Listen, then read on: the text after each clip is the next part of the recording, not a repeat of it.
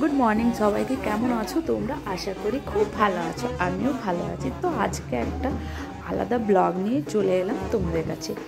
তো আজকে ব্লগটা হচ্ছে বিয়েতে গেছিলাম, কী আনন্দ করলাম কী না করলাম সবটাই তোমাদের সাথে শেয়ার করছি হচ্ছে। তো এটা হচ্ছে বউ চলে এসছে শ্বশুরবাড়িতে। তো যে লেকচারগুলো হচ্ছে সেগুলোই তোমাদের সাথে সব শেয়ার করছি। এই সব লেকচার কিন্তু তোমাদের হয় অবশ্যই কিন্তু জানাবে। আমাদের মধ্যে কিছু কিছু হয়, আবার কিছু কিছু হয় না।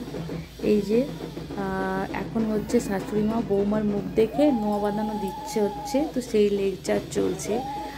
আর অ্যাকচুয়ালি শাশুড়ি মাকে শাশুড়ি মার মতো লাগছে না, মনে হচ্ছে যেন বড় যা বা বড় বোন এরকম। যাই হোক, কিছু করার নেই, অতটা ফিটনেস রেখেছে নিজেকে তাই। আর আমার ননদ এমনিতেও সুন্দরী তাই আর কি, ওর বৌমাকে দেখে মনে হচ্ছে না যে ছেলের বিয়ে হয়ে গেছে। আর এই যে আমাদের রিচুয়ালগুলো তোমাদের সাথে শেয়ার করছে হচ্ছে। তো এই রিচুয়ালটা আমি যখন করেছিলাম, আমার দেওয়ার কিন্তু আমাকে খুব করেছিল। আর এখানে ছোট ছোট দেওয়ার আছে, তো অত কিছু করতে হয়নি। কিন্তু আমাদের যখন বিয়ে হয়েছিল বড় দেওয়ার ছিল, তারা কিন্তু সব কিছু করেছিল। তারপর ওইখানে গ্রামের বাড়িতে ঢুকে সব কিছু করে তারপরে আমরা চলে এসেছি হচ্ছে ম্যারেজ হলে। এখানে কিছুগুলো নিয়ম করছি হচ্ছে, কারণ ওইখানে করা যাচ্ছিল না অত নিয়ম। আর ওখানে ওই গ্রামের বাড়িতে একবার যেতে হয় তাই। তারপর হচ্ছে ও সব ইয়েগুলো আমার অতটা খেয়াল নেই। আর এখানে এরপর বিয়ের পর হচ্ছে বাঁধানি, যেটাকে আমরা বলি বাঁধানি বসছে, যৌতুকে বসছে হচ্ছে। তো এই যে আশীর্বাদ চলছে, প্রথমে শাশুড়ি মা করছে, মানে ছেলের মা আর বৌমার শাশুড়ি মা। তো তাই আগে ফার্স্ট উনি করছেন, তারপর কিন্তু আমরা সবাই করব। আমরা কিন্তু কিছুই রিচুয়াল করিনি, কারণ আমাদের করতে নেই। কিন্তু লাস্টলি পুরোহিতকে জিজ্ঞেস করলাম, বললো এটা করতে পারো। তো তাই আর কি আমি, আমার শাশুড়ি, আমার যা, আমরা কিন্তু তিনজনেই করেছি। তো ফার্স্ট দিদি করলো হচ্ছে, তারপর হচ্ছে আমি, তারপর দিদির যারা শ্বশুর বাড়ির ছিল সবাই কিন্তু করেছে, লাস্ট আমরা করেছি। তো এই যে আমি হচ্ছে আশীর্বাদ করছি, এই লাস্ট একটাই মানে আমরা করতে পেরেছি নিয়ম। তারপর হচ্ছে আমার যা করবে। তো এই যে বিয়ের দিন, তারপরের দিন কাল রাত্রি সকালে আর কি, সেই দিন মানে যেদিন বউ আসে সেই দিন কিন্তু এই রিচুয়ালগুলো আমাদের হয়।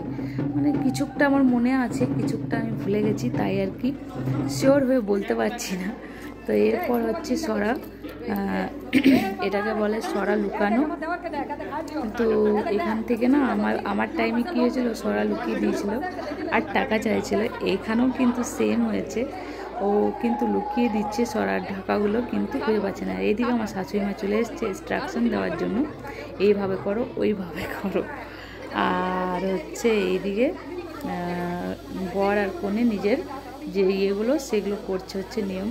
এটা করতে আমাদের কিন্তু খুব খুব ভালো লাগে, দারুণ লাগে। ঘুরে ঘুরে ও কিন্তু নিচে নামিয়ে দিচ্ছে সরার ঢাকাগুলো, আর ও সরাটা কিন্তু লাগিয়ে দিচ্ছে। আর এটা খুব আস্তে আস্তে করতে হয়, কারণ জোরে করলে আওয়াজ হলে নাকি ঘরে খুব অশান্তি হয়, আর আস্তে করলে ঘরে শান্তি বজায় থাকে। তো খুব ভালোভাবে কেয়ারফুলি এই কাজটা করতে হয়।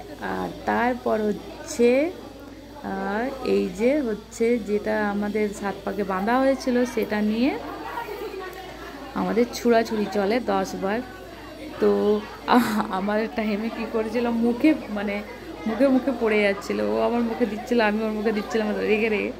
তো এখানে সেরকম না, এখানে খুব ভালোভাবে মানে দিচ্ছে ওকে, একে মানে খুব সুন্দর কিউট মোমেন্ট যেটাকে বলে, খুব সুন্দর। তো যাই হোক, খুব ভালো লাগলো এগুলো মানুষের লাইফে একবারই আসে, তাই না? এগুলো সব কিছু কিন্তু মেমোরেবল, সব মনে থেকে যায় মানুষের জীবনে। আর এটা হচ্ছে আমাদের পুকুরে যে থালাটা লুকিয়ে তারপরে কিন্তু উঠাতে হয়।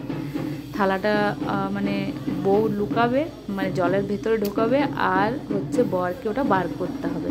তারপরে বর জলে দেবে, তারপরে বউকে উঠাতে হবে। কিন্তু এখানে তো পুকুরের কোনো কিছু ছিল না দিদির কোয়ার্টারে, আর তার জন্য হচ্ছে এই যেটাতে গায়ে হলুদ হয়েছিল সেটার মধ্যেই অ্যারেঞ্জ করে আর যে নিয়মটা ছিল সেটাকে পালন করা হলো। তো এইভাবে যেখানে যেটা থাকে না সেভাবে কিন্তু অ্যাডজাস্ট করতে হয়, তাই না? তো এই যে কিউট ইয়েটা তোমাদের কেমন লাগলো, এই অ্যারেঞ্জমেন্টটা অবশ্যই জানাবে। তো নিয়মের নিয়ম হয়ে গেল। তারপর হচ্ছে বৌমা আর ভাগ্নে চলে গেছে ছাদের উপরে, ফটোশ্যুট হচ্ছে। তো এখানেও কিছুটা ফটোশ্যুট, কাপল ফটোশ্যুট হচ্ছে। তো সেখানেও একটু টুপ করে যে ভিডিওটা নেওয়া গেল, নিয়ে চলে এলাম কারণ তোমাদের সাথে শেয়ার করব বলে। তো কেমন লাগছে এই নিউ কাপলকে অবশ্যই জানাবে। আজকের ভিডিওটা